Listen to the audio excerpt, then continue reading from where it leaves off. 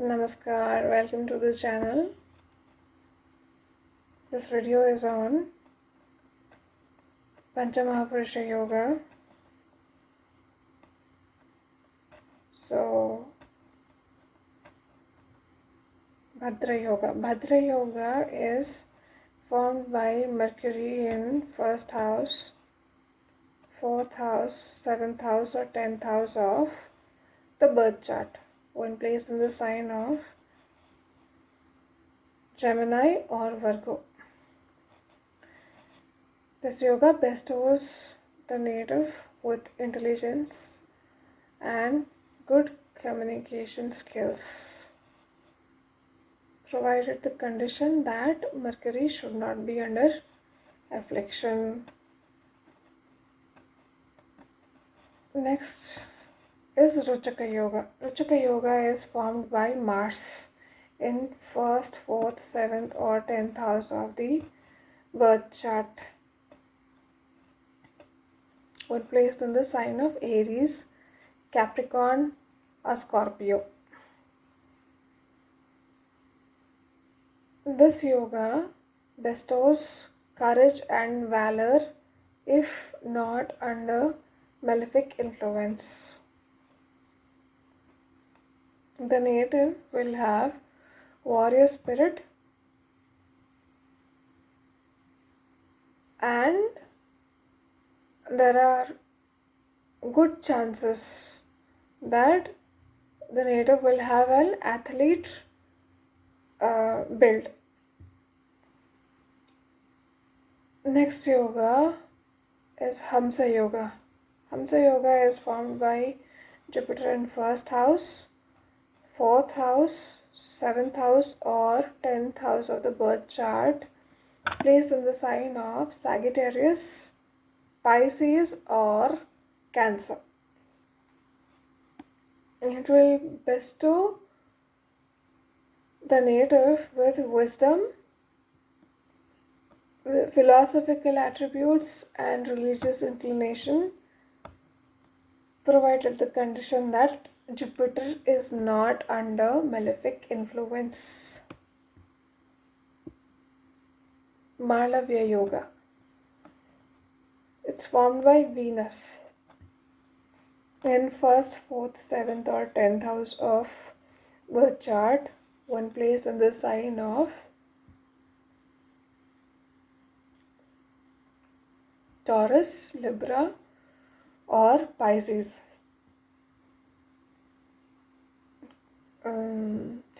But yes, again the same rule. Venus should not be under affliction, conjunct with something called Rahu or Ketu or something like that. In such cases, the effect of such yoga, is questionable in a manner. So, Malavya Yoga, if it manifests in a manner in the birth chart, depends upon which Janma Nakshatra you are born in. So, upon your birth nakshatra, it will be determined as to what dasha you will undergo. So, if you are to undergo Venus dasha and you have such yoga in your birth chart, then you will experience it. You will experience the riches or the Ashta Aishwarya and that happiness in your life. That's the thing. Next yoga is Shasha Yoga. Shasha Yoga is formed by Saturn in 1st, 4th, 7th or 10th house of birth chart when placed in the sign of Capricorn, Aquarius or Libra. Saturn gets exalted in the sign of Libra. The initial phase of such people may not be good. It's very much like struggle kind of life for such people. when Saturn is placed in this manner. But such placement is good in terms of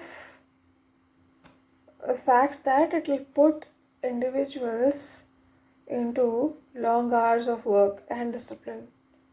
So after mid-30s, we can expect life to be better if you have such a yoga in your birth chart.